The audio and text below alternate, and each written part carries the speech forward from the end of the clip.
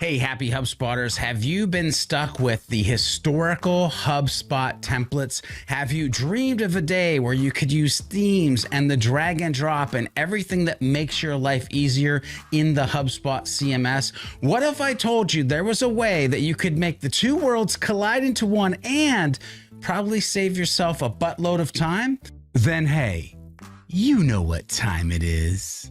That's right, it's your boy George B. Thomas from Impulse Creative back with another quick tutorial. I mean, it's gonna be so quick, it's gonna fly by. You're gonna be back to work in seconds. Today, we're talking about HubSpot templates, the historical ones, and one change you can make that will impact the way that you design and drag and drop in what was historical groups. Let's get into the good stuff. So as you can see, we're in HubSpot and I went marketing and I went files and templates and design tools. And this is an old drag and drop template, not to be confused with drag and drop themes. And let's be honest, if you've been using HubSpot for any length of time, you might be stuck in templates, or you might have half of your site as templates and half of your site as themes, but you long for the day where you can just have simple drag and drop functionality and all of the new tools that is themes of HubSpot CMS. Warning, you're not going to get all the tools, but if drag and drop functionality would be super dope for your design and development workflow throughout the day, well,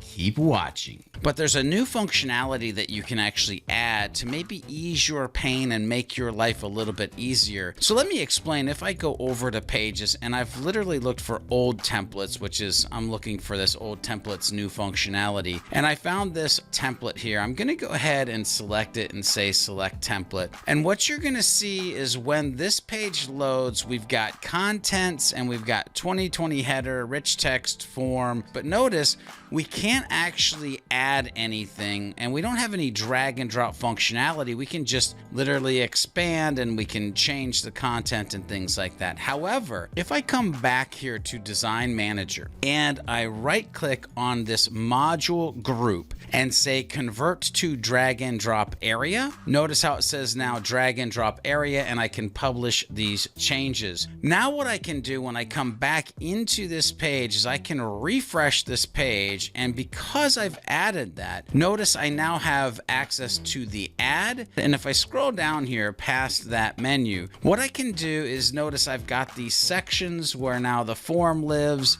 I've got the plus sign where I can add different layouts and put in place here. I can drag the text in, or I can come in, I can add an image in.